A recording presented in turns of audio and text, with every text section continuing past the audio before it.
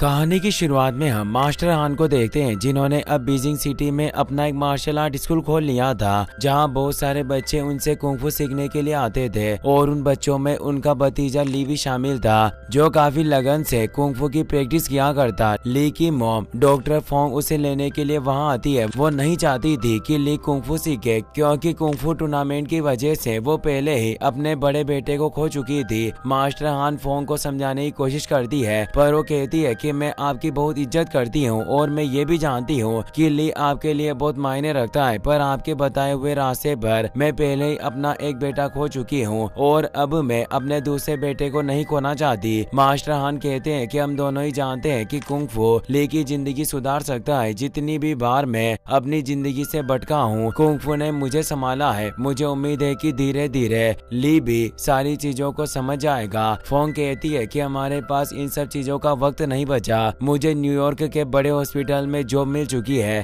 اور میں وہاں شفٹ ہونے والا ہوں۔ لی چھپ کر یہ سب باتیں سن رہا تھا اور فونگ کو بھی اس کے بارے میں پتا چل جاتا ہے مگر اسے بنا کچھ کہے وہاں سے جانے لگی۔ لی اس کے پاس جا کر کہتا ہے کہ آخر آپ نے مجھ سے نیو یارک کی بات کیوں چھپائی؟ آپ جانتی ہو کہ ہماری زندگی یہاں چائنا میں ہے، ہم اس طرح امریکہ نہیں جا سکتے۔ فونگ کہتی ہے کہ مجھے اس بارے میں کچھ بات نہیں کرنی، میں نے فیصلہ لے لیا ہے کہ ہم نیو یارک جائیں گے، مجھے یقین ہے کہ وہاں تم خوش رہو گے۔ لی بیجنگ سے نہیں جانا چاہتا تھا پر اس کے فادر اور بھائی کی موت ہو چکی تھی، اسی لیے اسے نہ چاہتے ہوئے بھی اپنی موم کے ساتھ نیو یارک جانا پڑا۔ لی کمرے میں اپنے بھائی کی فوٹو رکھ دیتا ہے، اسے کافی بھوک لگ رہی تھی اسی لیے وہ اپنے اپارٹمنٹ کے پاس موجود پیزا شاپ میں چلا گیا۔ وہ شاپ اونر وکٹر سے اسٹفڈ کرسٹ پیزا مانگتا ہے پر وہاں اسٹفڈ کرسٹ نہیں ملتا اور وکٹر اپنے دوست کے ساتھ مل کر لی کا مذاق اڑانے لگا۔ وکٹر کی بیٹی میاں اپنے ڈیڈ کی طرف سے لی سے معافی مانگتی ہے، وہ اسے اسٹفڈ کرسٹ کی جگہ دوسرے کھانے کی چیزوں کے بارے میں بتاتی ہے جس سے وہ خوش ہو گیا۔ اگلے دن لی اپنے کالج چلا گیا۔ کالج ختم ہونے کے بعد دوبارہ اس کی ملاقات میاں سے ہوتی ہے، وہ سامان اٹھانے میں اس کی مدد کرتا ہے جس سے دونوں اچھے دوست بن گئے۔ لی ڈومینیشن جم کے سامنے کھڑا ہو کر اندر کی فائٹ سے دیکھنے لگا۔ میاں پوچھتی ہے کہ کیا تم کنگ فو یا کراٹے کی پریکٹس کرتے ہو؟ وہ بتاتا ہے کہ میں پہلے کنگ فو کی ٹریننگ کرتا تھا پر اب میں نے سب چھوڑ دیا۔ میاں کہتی ہے کہ اچھا ہوا کہ تم نے یہ سب چیزیں چھوڑ دی اور اگر تم پریکٹس کرنا بھی چاہو تو اس جم میں کبھی مت جانا۔ تبھی جم کا اونر اوشے وہاں گیا۔ وہ میاں سے کہتا ہے کہ تمہارے پاپا سے کہنا کہ میرا فون اٹھائے ورنہ انجام اچھا نہیں ہوگا۔ میاں لی کو لے کر وہاں سے چلی گئی۔ وہ کہتی ہے کہ وہ جم کا اونر تھا، میرے ڈیڈ نے اس سے پیسے ادھار لیے ہیں، بہتر ہوگا کہ تم اس جگہ سے دور رہو کیونکہ اوشے بہت خطرناک ہے۔ میاں کا ایکس بوائے فرینڈ کونر اوشے کے جم میں ٹریننگ کرتا تھا۔ اوشے اسے کہتا ہے کہ مجھے امید نہیں تھی کہ میاں اتنی جلدی اپنا دوسرا بوائے فرینڈ بنا لے گی، میں نے ابھی اسے ایک لڑکے کے ساتھ گھومتے ہوئے دیکھا۔ کونر کو اس سے کافی غصہ آیا اور اس نے اپنے پریکٹس پارٹنر کو لات مار کر دھاراشاہی کر دیا۔ میاں کو ایک مشین کے لیے کچھ پارٹس کی ضرورت تھی اور دونوں ایک چائنیز شاپ پر چلے جاتے ہیں پر شاپ اونر پارٹس کی قیمت بہت زیادہ بتا رہی تھی جس وجہ سے میاں نے انہیں خریدنے سے منع کر دیا۔ لی اونر سے چائنیز میں بات کر کے وہ پارٹس کم قیمت میں خرید لیتا ہے۔ میاں پوچھتی ہے کہ آخر تم نے انہیں ایسا کیا کہا جو انہوں نے پارٹس اتنی کم قیمت میں دے دی ہے؟ وہ کہتا ہے کہ میں نے انہیں بتایا کہ میں تمہارا بوائے فرینڈ ہوں اور تم ابھی نیو یارک میں نہیں آئی ہو پر تمہیں جہاں سوچنے کی ضرورت نہیں، میں نے صرف مذاق میں کہا تھا، اگر تم چاہو تو میں تمہیں چائنیز سکھا سکتا ہوں، اس طرح تمہیں میرے بنا یہاں ڈسکاؤنٹ مل جائے گا پر اس کے بدلے میں تمہیں مجھے نیو یارک گھمانا ہوگا۔ میاں اس کے لیے مان گئی۔ لی اسے دونوں کی پہلی ڈیٹ کہہ کر اسے چڑھانے لگتا ہے۔ اگلے دن دونوں اسکوٹر کی مدد سے نیو یارک گھومنے لگتے ہیں۔ دونوں ساتھ میں کافی خوش تھے لیکن اچانک ان کا اسکوٹر خراب ہو گیا اسی لیے اسے میٹرو میں رکھ کر گھر جانے لگتے ہیں پر کونر اپنے دوستوں کے ساتھ وہاں گیا۔ اسے لی اور میاں کو ساتھ دیکھ کر کافی غصہ آ رہا تھا۔ میاں لی کے ساتھ وہاں سے جانے لگتی ہے مگر کونر لی کے منہ پر مکہ مار کر اسے گھائل کر دیتا ہے اور اپنے دوستوں کے ساتھ وہاں سے چلا گیا۔ میاں لی کو لے کر آگے بڑھ رہی تھی۔ وہ بتاتی ہے کہ کونر بچپن سے مجھے لے کر جذباتی رہا ہے اور جم شروع کرنے کے بعد سے اس کا غصہ کافی بڑھ گیا۔ وہ 24 گھنٹے پریکٹس کرتا ہے اور ہر سال 5 بوروز ٹورنامنٹ بھی جیتا ہے، تم اس کا مقابلہ نہیں کر سکتے۔ لی 5 بوروز ٹورنامنٹ کے بارے میں پوچھتا ہے۔ وہ بتاتی ہے کہ 5 بوروز نیو یارک کی سڑکوں پر ہونے والا ایک خطرناک ٹورنامنٹ ہے، اسے جیتنے والے کو بہت سارے پیسے ملتے ہیں پر تم اس میں حصہ لینے کے بارے میں سوچنا بھی مت۔ لی کی آنکھ پر چوٹ کا نشان دکھائی دے رہا تھا اسی لیے میاں اسے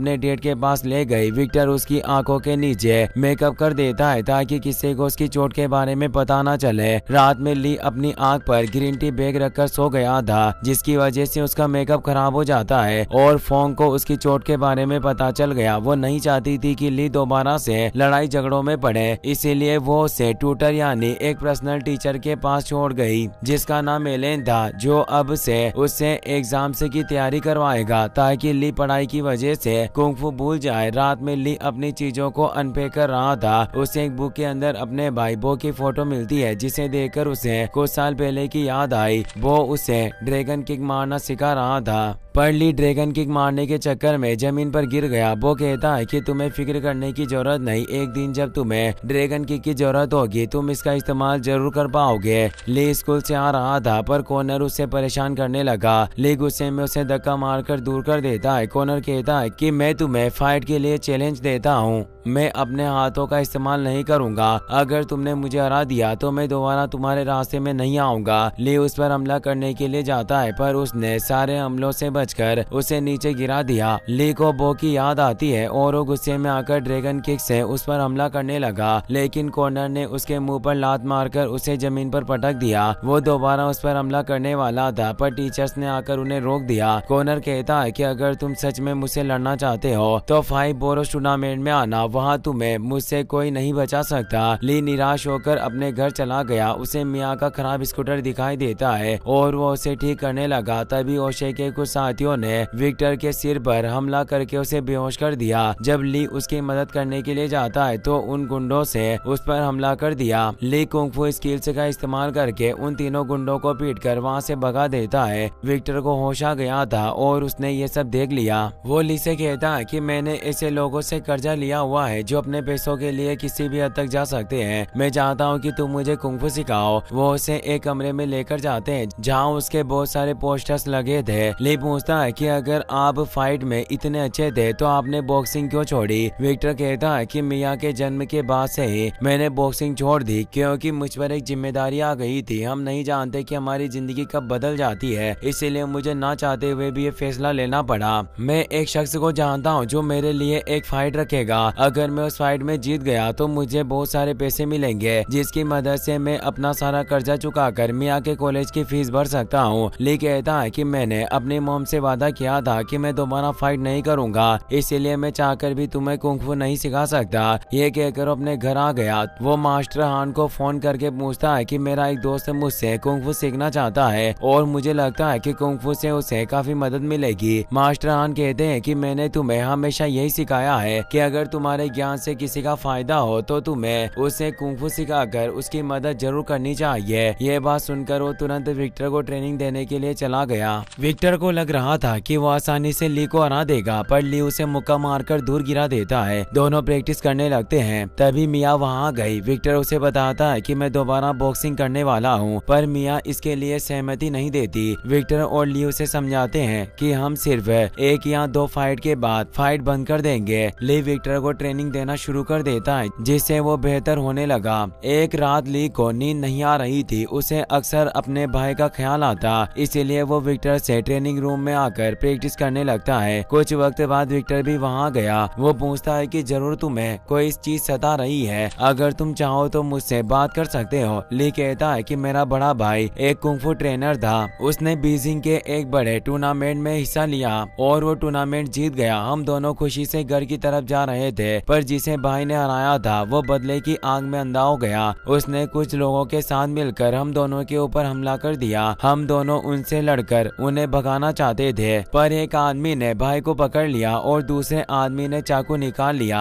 भाई मदद के लिए चिल्ला रहा था, पर मैं बहुत ही ज्यादा डर चुका था और सुन्न पड़ गया। आदमी ने भाई के पेट में चाकू घोंपकर उसे मार डाला और मैं एक जगह खड़ा होकर सिर्फ उसे देखता रहा। विक्टर कहता है कि मैं मानता हूँ कि तुम अपने भाई को नहीं बचा सके, पर इसका मतलब ये नहीं कि तुम जिंदगी भर इस चीज को याद करके खुद को कोसते रहो। तुम्हें खुद इस सदमे से बाहर निकलना होगा, वरना ये यादें तुम्हें बर्बाद कर देगी। لگی۔ یہ سب باتیں کرنے کے بعد لی اپنے گھر آ گیا۔ وہ ایلن کے ساتھ سین جینارو ایونٹ میں آتا ہے۔ ایلن کہتا ہے کہ میں جانتا ہوں کہ تم میاں کو پسند کرتے ہو، تو آخر آج رات اس کے ساتھ کیا کرنے والے ہو؟ لی کہتا ہے کہ ہم دونوں صرف اچھے دوست ہیں اور میں کچھ نہیں کرنے والا۔ میاں نے مجھے ایونٹ دیکھنے کے لیے بلایا تھا، صرف اسی لیے میں یہاں آیا ہوں۔ تبھی اس کی نظر میاں پر پڑتی ہے۔ وہ کونر کے ساتھ ہنس کر باتیں کر رہی تھی۔ لی کو اس سے بہت برا لگتا ہے کیونکہ ان کی نزدیکیاں اسے پسند نہیں آئی اور وہ ایونٹ چھوڑ کر چلا گیا۔ اگلے دن وکٹر کی فائٹ شروع ہونے والی تھی۔ لی میاں سے پوچھتا ہے کہ تم اچھی طرح سے جانتی ہو کہ کونر تمہارے لائق نہیں ہے، تو آخر تم کل رات اس کے ساتھ کیا کر رہی تھی؟ وہ کہتی ہے کہ کئی بار ہم انجانے میں کچھ غلطیاں کر دیتے ہیں، پر کل رات میرے اور کونر کے بیچ کچھ نہیں ہوا۔ وہ میرے ساتھ رہنا چاہتا تھا، پر میں نے اسے بتا دیا کہ میں کسی دوسرے شخص سے پیار کرتی ہوں۔ لی سمجھ گیا کہ وہ بھی اس سے پیار کرتی ہے اور دونوں کس کرنے لگے، لیکن تبھی وکٹر وہاں گیا۔ وہ کہتا ہے کہ آخر تم دونوں کیا کر رہے ہو؟ آج میری زندگی کا سب سے خاص دن ہے اور تم یہاں عشق لڑا رہے ہو۔ لی اور میاں اسے سمجھانے کی کوشش کرتے ہیں، پر وکٹر ان کی بات نہیں سنتا اور وہ باکسنگ کورٹ میں چلے گئے۔ میچ شروع ہو گیا تھا۔ شروعات میں باکسر وکٹر کو کافی پیٹتا ہے، پر دھیرے دھیرے اس کے اوپر وکٹر حاوی ہونے لگا۔ لی اور میاں اس سے کافی خوش تھے، مگر اوشے کو اس سے کافی غصہ آتا ہے کیونکہ اس نے اپنے سارے پیسے باکسر پر لگائے تھے۔ وہ باکسر کو اشارہ کر کے اسے گھائل کرنے کے لیے کہتا ہے۔ باکسر اپنی ایلبو سے حملہ کر کے وکٹر کی حالت خراب کر دیتا ہے۔ باکسنگ میں ایلبو کا استعمال کرنا منع تھا۔ میاں اور لی اس کے خلاف آواز اٹھاتے، پر باکسر ایک زوردار مکہ مار کر وکٹر کو بے ہوش کر دیتا ہے، جس سے وہ فائٹ جیت گیا۔ لیکن وکٹر کی حالت بہت ہی زیادہ خراب ہو گئی تھی۔ اسے دیکھ کر لی اتنا گھبرا گیا کہ واپس سے سن پڑ گیا۔ وہ وکٹر کو ہاسپٹل لے کر جاتے ہیں، پر اسے دیکھ کر لی کو اپنے بھائی بو کی یاد آنے لگی۔ میاں اسے ہاسپٹل کے اندر چلنے کے لیے کہتی ہے، پر وہ ذرا بھی نہیں ہلا، مانو وہ واپس سن پڑ گیا ہو۔ میاں کو اس سے کافی برا لگتا ہے اور وہ اکیلے ہی اندر چلی گئی۔ فونگ اسی ہاسپٹل میں کام کرتی تھی۔ وہ لی سے پوچھتی ہے کہ آخر تم اس آدمی کو کیسے جانتے ہو؟ وہ بتاتا ہے کہ وکٹر کو میں نے ہی ٹرین کیا تھا۔ فونگ کہتی ہے کہ میں نے تمہیں اچھی طرح سے سمجھایا تھا کہ تم فائٹ نہیں کر سکتے، پر تم نے میری بات نہیں مانی۔ اب تم دیکھ سکتے ہو کہ اس کی جان خطرے میں ہے۔ یہ کہہ کر وہاں سے چلی گئی۔ وکٹر کو ہوش نہیں آ رہا تھا، اسی لیے میاں اس کے پاس رک کر اس کا دھیان رکھنے لگی۔ لی کو لگتا ہے کہ کنگ فو کی وجہ سے اس نے پہلے اپنے بھائی کو کھویا اور اب وکٹر کی ایسی حالت ہو گئی، اسی لیے وہ اپنے روم میں لگے سارے کنگ فو پوسٹرز کو پھاڑ دیتا ہے اور وہ ماسٹر ہان کا فون بھی نہیں اٹھاتا۔ وہ کافی خاموش اور گمسم رہنے لگا تھا۔ رات کو جب وہ گھر لوٹتا ہے تو وہاں اس کی موم نہیں تھی۔ اسے شک ہونے لگا، اسی لیے وہ ایک پین لے کر آس پاس دیکھنے لگتا ہے۔ تبھی ایک آدمی نے اس پر حملہ کر دیا۔ لی اس سے فائٹ کر کے اس کے حملوں سے بچنے لگا، پر وہ اور کوئی نہیں بلکہ ماسٹر ہان تھے۔ انہیں دیکھ کر لی دنگ رہ گیا۔ اچانک فونگ بھی وہاں جاتی ہے۔ وہ بھی ماسٹر ہان کو دیکھ کر حیران تھی۔ اگلے دن وہ لی کے ساتھ وکٹر سے ملنے کے لیے جاتے ہیں۔ اسے ہوش آ گیا تھا، پر لی کو دیکھ کر میاں کمرے سے باہر چلی گئی۔ لی وکٹر سے کہتا ہے کہ مجھے معاف کر دینا، میری وجہ سے تمہاری یہ حالت ہو گئی اور تمہاری پیزا شاپ بھی ہاتھ سے چلی گئی۔ وکٹر کہتا ہے کہ اس میں تمہاری کوئی غلطی نہیں اور پیزا شاپ تمہاری ذمہ داری نہیں تھی۔ لگتا ہے کہ اب مجھے دوسری جگہ شفٹ ہونا پڑے گا۔ ماسٹر ہان کہتے ہیں کہ چائنیز میں ایک کہاوت ہے کہ دوست کی پریشانی میری پریشانی ہے، اسی لیے تمہیں فکر کرنے کی ضرورت نہیں، ہم تمہاری مدد کرنے کا کوئی نہ کوئی طریقہ ضرور ڈھونڈ لیں گے۔ یہ کہہ کر ہاسپٹل سے باہر آ گئے۔ لی پوچھتا ہے کہ آپ نے وکٹر سے کہہ تو دیا، پر آخر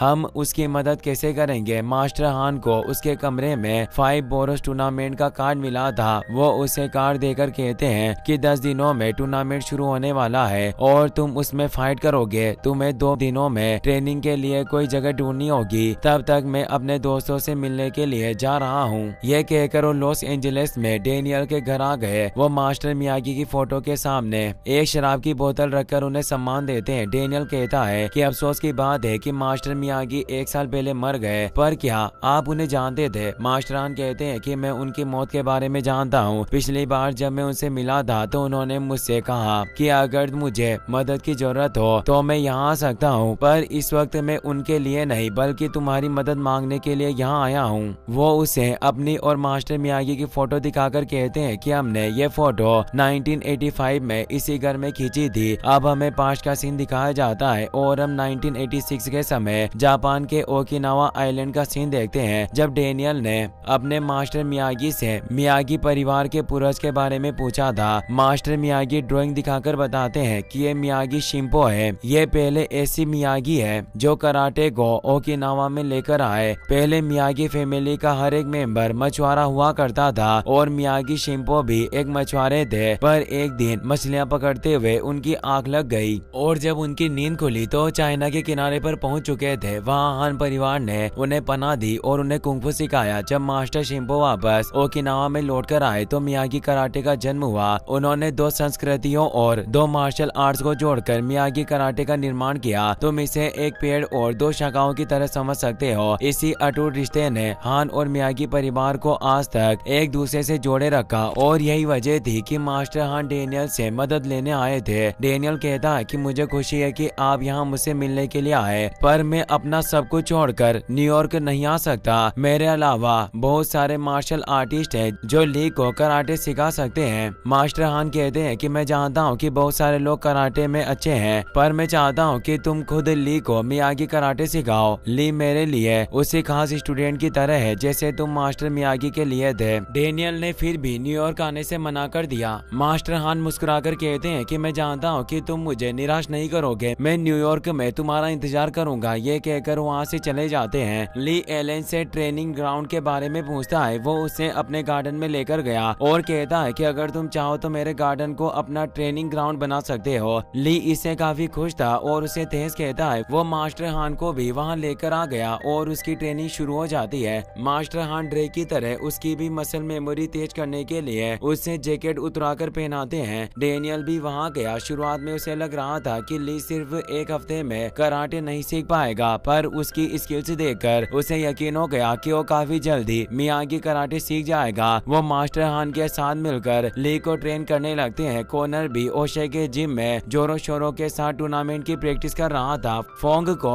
5 बोरोस टूर्नामेंट के बारे में पता चल गया और वो नहीं चाहती थी कि ली ये फाइट करे। मास्टर हान कहते हैं कि यह सिर्फ लड़ाई के बारे में नहीं है, बल्कि इससे ली को अपने बड़े भाई के साथ जो हुआ उससे बाहर निकलने में मदद मिलेगी। उस सदमे को बुलाना तुम दोनों के लिए जरूरी है। ये बात सुनकर फोंग गहरी सोच में डूब गई। मास्टर हान ली से मिया के बारे में पूछते हैं। वो बताता है कि किसी चीज को लेकर हमारी लड़ाई हो गई और अब वो मुझसे बात नहीं कर रही है। मास्टर हान कहते हैं कि तुम्हें बस उसके पास बैठकर उससे समझाने की जरूरत है। मुझे यकीन है कि वो तुम्हारी बात समझेगी। उनकी बात मानकर ली मिया की शॉप से एक पिज्जा ऑर्डर करता है और मिया खुद उसकी डिलीवरी देने के लिए एलन के गार्डन में आ गई। एलन मिया से कहता है कि मैं जानता हूँ कि ली थोड़ा अजीब है, पर तुम्हें उसे एक मौका देना चाहिए। मिया ली को माफ करके उससे बातें करने लगी। वो कहती है कि तुम्हें लड़ने की जरूरत नहीं है, खासकर तुम मेरे और मेरे डेट के लिए खुद को खतरे में नहीं डाल सकते। ली कहता है कि ये सब मैं अपने लिए कर रहा हूँ और अगर मैं जीत गया तो इससे हम सबका फायदा होगा, जिसके बाद हम एक नई शुरुआत कर सकते हैं। क्या तुम मेरा साथ देने के लिए तैयार हो? मिया उसके साथ रहने का वादा करती है और दोनों अस्कर बातें करने लगे। 3 दिनों बाद 5 बोरोस टूर्नामेंट शुरू हो जाता है। कॉर्नर अपनी सारी फाइट्स जीतकर फाइनल में पहुंच चुका था। ली भी अपनी फाइट्स जीतकर सेमीफाइनल में पहुंच जाती है। सेमीफाइनल में उसे काफी परेशानी हो रही थी, पर आखिर में वो फाइट जीतकर फाइनल में पहुंच जाता है। कॉर्नर के कुछ साथी ली पर हमला करने की कोशिश करते हैं, मगर मास्टर हान और डेनियल ने साथ मिलकर उनकी हालत खराब कर दी, जिससे डरकर वो दोबारा उन पर हमला करने की भूल नहीं करते। फाइनल एक हफ्ते बाद था तो डेनियल मास्टर हान के साथ मिलकर ली को ट्रेन करने लगा। वो कहता है कि मुझे पता चला है कि कॉर्नर एक शेर की तरह लड़ता है और मुझे ऐसे लोगों से लड़ने का काफी तजुर्बा है। उसे हराने के लिए हमें उसे एक जाल में फंसाना होगा। तुम्हें उसका गुस्सा उसके खिलाफ इस्तेमाल करना होगा। वो ली को खुद पर हमला करने के लिए कहता है, पर जब ली उस पर हमला करता है तो डेनियल ने आसानी से उसे नीचे गिरा दिया। मास्टर हान को उसका तरीका पसंद नहीं आता तो कुंफू का इस्तेमाल करके ली को नीचे गिराते हैं। इसी तरह दोनों ली पर कुंफू और कराटे का इस्तेमाल करने लगे। ली उनके बहस से काफी परेशान होकर वहाँ से चला जाता है और अकेले ही प्रैक्टिस करने लगा। वो ड्रैगन की प्रैक्टिस कर रहा था, जिसे देखकर डेनियल चौंक गया। वो पूछता है कि आखिर ये कौन सा मूव है और क्या तुम इसे कॉर्नर के खिलाफ इस्तेमाल करने वाले हो? वो बताता है कि यह ड्रैगन किक है जो मेरे भाई ने मुझे सिखाई थी, पर मैं इसे कॉर्नर के खिलाफ इस्तेमाल नहीं कर सकता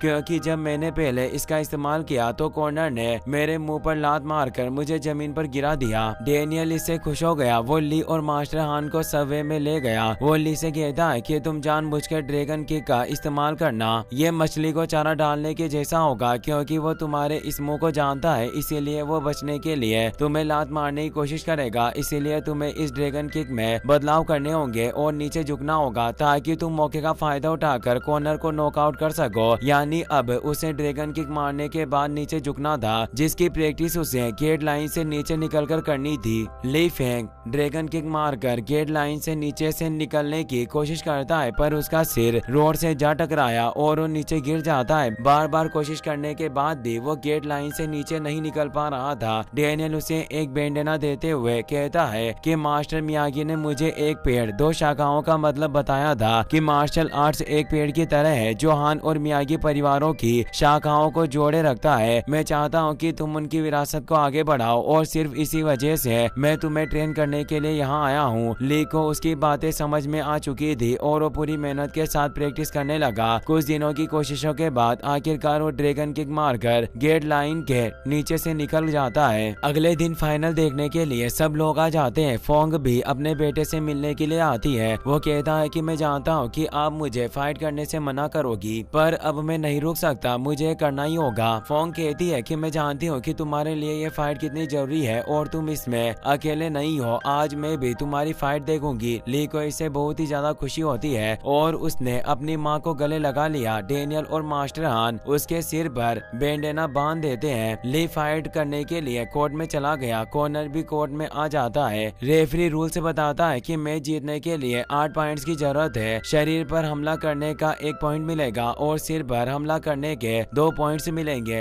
अब फाइट शुरू हो जाती है। कॉर्नर ने लगातार ली पर हमला करके आसानी से 4 पॉइंट्स कमा लिए और वो उसे पकड़कर दूर फेंक देता है। ओशे इससे बहुत खुश था। डैनियल और मास्टर हान ली को शांत रहकर लड़ने के लिए कहते हैं। वो कॉर्नर के मुंह को ध्यान में रखकर उसके चेहरे पर हमला करता है, जिससे उसे 2 पॉइंट्स मिल गए। वो लगातार उसके शरीर पर हमले करके 2 और पॉइंट्स हासिल कर लेता है। दोनों के बीच खतरनाक फाइट शुरू हो जाती है। ली टोटल 7 पॉइंट्स हासिल कर लेता है, पर कॉर्नर को सिर्फ 5 पॉइंट्स मिले थे। तभी वो ली के सिर पर एक जोरदार लात मारता है, जिसकी वजह से ली जमीन पर जा गिरा। उसकी हालत खराब हो जाती है और वो उठ भी नहीं पा रहा था, इसीलिए रेफरी काउंटिंग करने लगता है। ली को अपने भाई और विक्टर की हालत याद आती है। सब उसे उठने के लिए भी कह रहे थे, इसीलिए वो काउंटिंग खत्म होने से पहले खड़ा हो गया। दोनों के 7 पॉइंट्स हो चुके थे। ली अब अपने ड्रैगन ट्रैप का इस्तेमाल करने वाला था, पर कॉर्नर को लगा कि वो ड्रैगन किक का इस्तेमाल करने वाला है और वो पहले की तरह उसके सिर पर लात मारने की कोशिश करता है। लेकिन इस बार ली इतनी नीचे झुक गया था कि कॉर्नर उसे लात भी नहीं मार पाया और ली लात मारकर कॉर्नर को दूर गिरा देता है, जिससे उसे 1 पॉइंट मिला और वो मैच जीत जाता है। सब खुश होकर उसके लिए चीयर करने लगते हैं, पर कॉर्नर को बहुत ही ज्यादा गुस्सा आ रहा था और वो धोखे से उस पर हमला करने लगा। लेकिन ली को इसकी पहले से ही भनक लग गई थी और वो उसे जमीन पर गिरा देता है। वो उसके मुंह पर मुक्का मारने वाला था, पर मास्टर हान ने उसे रोक लिया। ली हाथ देकर कॉर्नर की उठने में मदद करता है, जिससे कॉर्नर भी उसकी इज्जत करने लगा। ली के टूर्नामेंट जीतने से सब बहुत ही ज्यादा खुश थे और उसके लिए चीयर करने लगते हैं। टूर्नामेंट में जीते हुए पैसों से वो विक्टर का सारा कर्जा चुका देता है और उसके लिए दूसरी पिज्जा शॉप खोल दी। ली लॉस एंजलिस में डैनियल को पिज्जा भेजता है, जिसमें उनकी फोटो थी और ट्रेनिंग के लिए वो उसे शुक्रिया कह रहा था। डैनियल का दोस्त जॉनी कहता है कि क्यों ना हम भी मियागी डो के नाम से यहाँ एक पिज्जा शॉप खोलें, इससे हमें काफी फायदा होगा। मगर डैनियल को उसका यह आइडिया पसंद नहीं आता